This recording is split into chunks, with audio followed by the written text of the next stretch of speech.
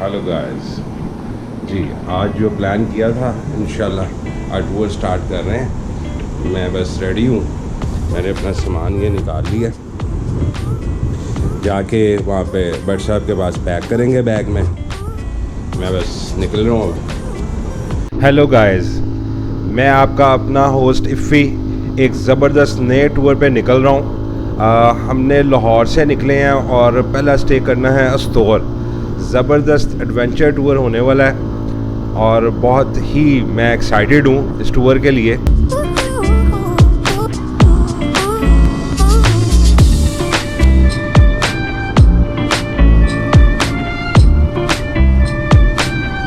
हम लाहौर से निकले हैं और रात के 10 बज रहे हैं और हमने पहुंचना है जी अस्तोर, जाके हमने स्टे करना है। काफ़ी लंबा सफ़र होने वाला है, अंदाज़ा है मुझे, लेकिन बस हमने इसी तरह से इसको डिसाइड किया है। रात को सफ़र करने के कुछ फ़ायदे भी हैं। एक तो ट्रैफिक बहुत कम होती है और दूसरा आप गर्मी में धूप से भी बचते हैं और गर्मी से भी बचते हैं। जी मानसरे पहुंच गए हैं, सुबह 5 बजे का टाइम है। ये हमारी बाइक्स खड़े हैं, 2 साथी हमारे पीछे हैं, वो भी आ रहे हैं, उनका वेट कर रहे हैं। जैसे ही वो यहाँ पे पहुँचेंगे हम आगे को अपना सफ़र जारी कर देंगे। अस्सलाम वालेकुम गाइस, कैसे हैं आप लोग? मैं एक नए टूर में सर रात को हम लोग लाहौर से निकले थे तकरीबन 10 बजे और 5 बजे हम पहुँचे हैं मानसरे। हमारे 2 दोस्त पीछे रह गए थे, उनका इंतज़ार किया, वो कुछ उनकी बाइक में मसला था, तो हम 8 बजे मानसरे से आगे निकले हैं और अब बालाकोट को जा रहे हैं और हमारी जो डेस्टिनेशन है वो अस्तोर। ये मेरे साथ अहमद फराज साहब हैं, ये अजीम साहब हैं और ये बट साहब हैं। हमारा सफ़र काफ़ी ज़्यादा है, तकरीबन 22-23 घंटे का सफ़र होगा। बस प्रोग्राम ही कुछ इस तरह से बनाया है कि हमने लाहौर से निकल के अस्तोर पहुंचना है और ये तकरीबन कोई 22-23 घंटे की ड्राइव होगी। बीच में स्टे भी करेंगे कुछ देर के। मेरी बाइक में ना एक इशू आ रहा है, इसका गियर लीवर फंस रहा है। अब मुझे नहीं पता कि क्या हुआ है, गियर शिफ्ट भी नहीं हो रहा और गियर निकल भी नहीं रहा है। कोई इशू ज़रूर है, मैं ना तंग हो रहा हूँ और बस अब कोशिश कर रहा हूँ कि ड्राइव करता रहूँ। जीटी रोड पे मैंने वीडियो नहीं बनाई, उसकी ज़रूरत भी नहीं थी। एक तो रात थी, सारा सफ़र किया, क्योंकि गर्मियाँ हैं तो हम कोशिश करते हैं कि रात का सफ़र करें जीटी रोड का। तो वही हुआ, हम 5 बजे मानसरे पहुँच गए थे। अब सुबह सफ़र कर रहे हैं, मौसम ठीक है, अभी इतनी गर्मी नहीं हुई और जब गर्मी होगी तो हम ठंडे इलाके में चले जाएंगे। इस टाइम निकलने का एक फ़ायदा ये भी मिल रहा है कि ट्रैफिक इतनी ज़्यादा नहीं है, तो हम रश से पहले ही नारान रोड पे चले जाएंगे। अब प्लान ये है कि मेरी बाइक में जो इशू है वो जाके बालाकोट देखते हैं कि वहाँ पे मैं इसको ठीक करता हूँ कि क्या है। बालाकोट की ये सड़क बहुत ही ज़बरदस्त है यार, इतने ज़िग ज़ैक हैं और सड़क भी अच्छी है। यहाँ पे ड्राइविंग करने का बहुत मज़ा आता है। मैं अपने गियर की वजह से थोड़ा सा तंग हो रहा हूँ, वरना इस रोड पे मैं बहुत इंजॉय करता हूँ अपनी ड्राइविंग को। आप लोग भी सोच रहे होंगे कि शायद ये लोग पागल हैं। ये काम तो पागलों वाला ही है कि मुसलसल आपने 22-23 घंटे की ड्राइव करनी है, क्योंकि लाहौर से अस्तोर जो है वो बहुत ज़्यादा डिस्टेंस बनता है। ये तकरीबन कोई 850 किलोमीटर का डिस्टेंस है लाहौर से अस्तोर।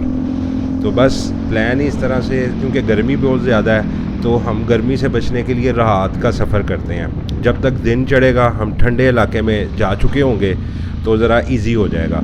बस इसलिए ये इस तरह से प्लान किया है। टूर काफ़ी बड़ा है, इसलिए ज़्यादा डिस्टेंस सोचा कि पहले ही तय करते हैं। ये बड़ा ज़बरदस्त रोड है, आप एकदम बालाकोट की उतराई उतरते हैं और एकदम आगे ना विजन आपका बहुत वाइल्ड हो जाता है। ये बहुत ही खूबसूरत व्यू है। यहाँ पे आप बिल्कुल बालाकोट नीचे दरिया के साथ आ जाते हैं और बहुत ज़बरदस्त व्यू बन जाता है, बहुत ही वाइल्ड किस्म का। बहुत ही खूबसूरत इलाका है ये बालाकोट का भी, बहुत ही ग्रीन है।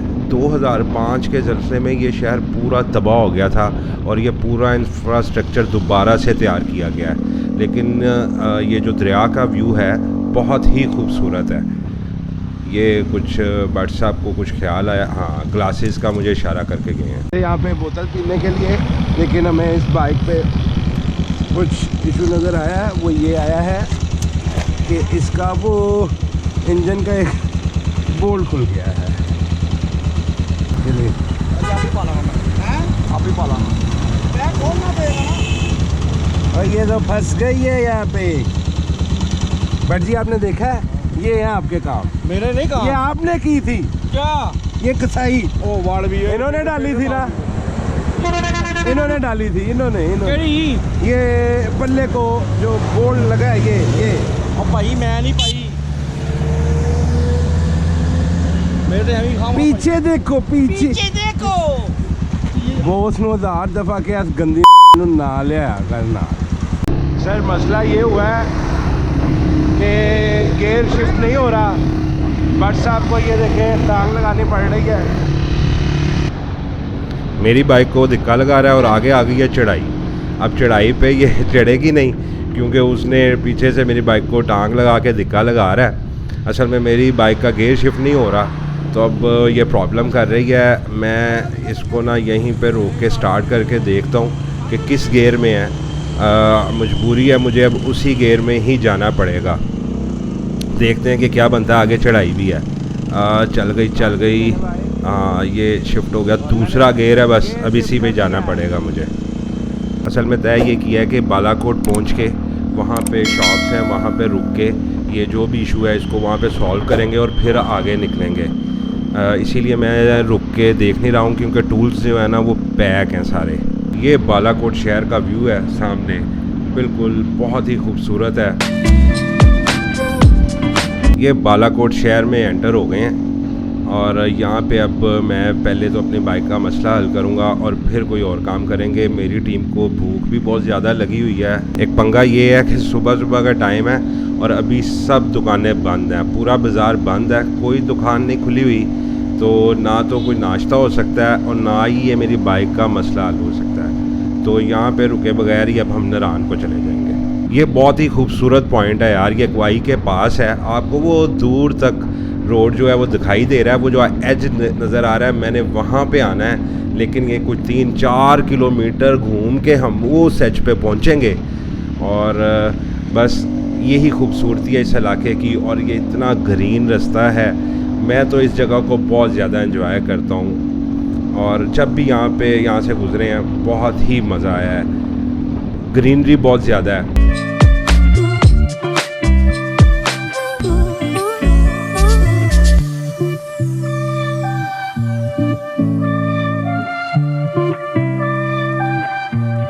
ये घूम के हम दूसरी सड़क पे आगे जो दूसरी साइड से दिखाई दे रही थी। मैं तो अक्सर अपने दोस्तों को एक बात ये कहता हूँ कि यार ये इतना लंबा हम घूम के आते हैं, क्यों नहीं उस एज से इस एज पे एक पुल बना दें तो सीधा रास्ता हो जाए। पर यह मुमकिन नहीं है क्योंकि अब यहाँ से बहुत ज़्यादा गहराई है, पुल वहाँ पे बन नहीं सकता। इसलिए आपको पहाड़ों के साथ साथ घूम के ये चक्कर काट के आना पड़ता है। जो भी नरान आते हैं उनको ये पता होगा, वो एज है सामने में, यहाँ से वहाँ तक पुल बन नहीं सकता।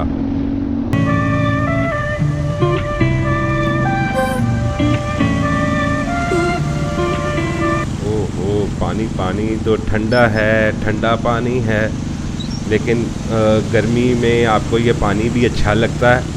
बहुत ही ज़बरदस्त ठंडा पानी पाँव पे पड़ गया है। मेरे बूट जॉगर बच ही गए हैं, कुछ गीले हुए हैं। नरान वैली खूबसूरत तरीन वैलियों में से है और अगर आप देखें जहाँ से वाइल्ड होता है व्यू, बहुत ही खूबसूरत लगता है। हमारे लेफ़्ट पे ये जो दरिया है इसका नाम दरिया कन्हार है। ये बाबूसर से आ रहा है और ये बालाकोट से होता हुआ दरिया झेलम में ही गिरता है। बहुत ही खूबसूरत है इस जगह से दरिया। नरान वैली से पहले ये कुछ रिजॉर्ट और होटल बन चुके हैं, तो अब इतना पैनिक होने की ज़रूरत नहीं है। लोग पता नहीं क्यों इतना नरान में रश डाल देते हैं। ये भी पॉइंट बड़ा ज़बरदस्त है। ये अगर आप देखें तो आपको नई जगह मिली तो आप नरान से पहले रुक सकते हैं इन होटल में, इन रिजॉर्ट्स में। इतना कोई मसला नहीं है, लोग इतना पैनिक क्रिएट कर देते हैं कि जगह नहीं। रोड की हालत ये है, कगान से नरान तक रोड काफ़ी ख़राब हो चुका है क्योंकि एक डैम बन रहा है।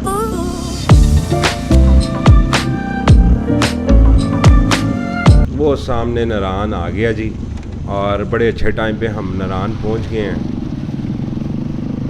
किसी दौर में नरान आप आते थे तो ये जो आपको होटलों का रश है ये दिखाई नहीं था देता। यहाँ से एक खुला मैदान नज़र आता था जब आप इस पॉइंट पे आते थे। इन पहाड़ों के दरमियान में ये एक प्याला सा बनता था और बहुत ही खूबसूरत लगता था ये मैदान। अब तो होटलों ने इस जगह को एक अजीब सी लुक दे दी है।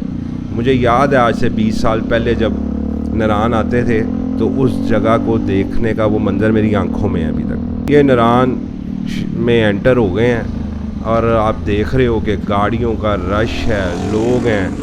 आप तो ऐसे लगता है कि जैसे किसी बड़े बिज़ी शहर में आ गए हो। मुझे तो ऐसा फ़ील होता है ये बाज़ार देख के कि शायद मैं लाहौर के शहर बाज़ार अनारकली में आ गया हूँ। ये लें, लिफ्टर भी है गाड़ियाँ उठाने के लिए जो गलत पार्क कर देते हैं। तो अनारकली का मंज़र ये बाज़ार अब देता है, इतना रश हो चुका है यहाँ पे।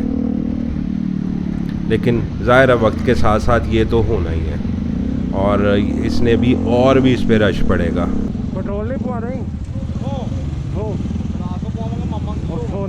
पेट्रोल पवा लिए ना, तंग जरूर हो रहा। मैंने व्हाट्सएप को कहा पेट्रोल डलवा लें, वो ज़रूरी है क्योंकि वो कह रहे हैं चलास से डलवाएंगे, लेकिन बेहतर है कि आपको जहाँ पे भी पेट्रोल मिले वो डलवा लें क्योंकि इन एरिया में अंदाज़ा नहीं होता, हो सकता है कि पेट्रोल शॉर्ट हो जाए।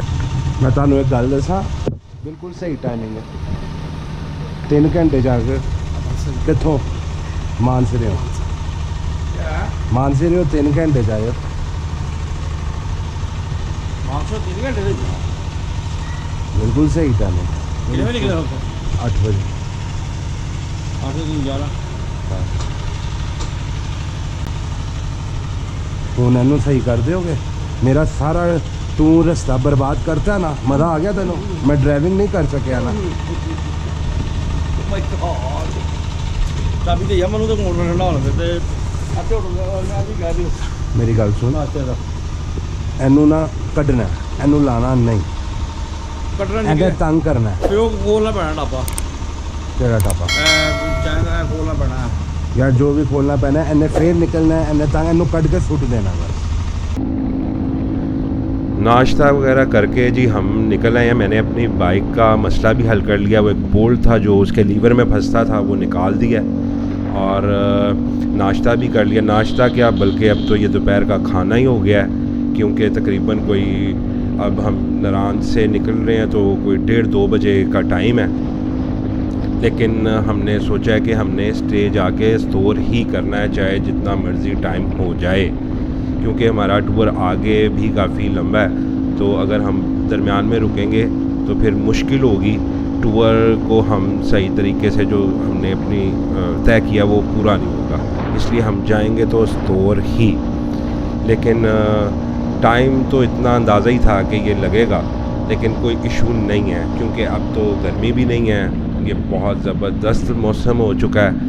लेकिन अंदाज़ा है कि हम और शाम तक जो है वो रायकोट तक पहुंच जाएंगे, तो इतना कोई मसला नहीं है।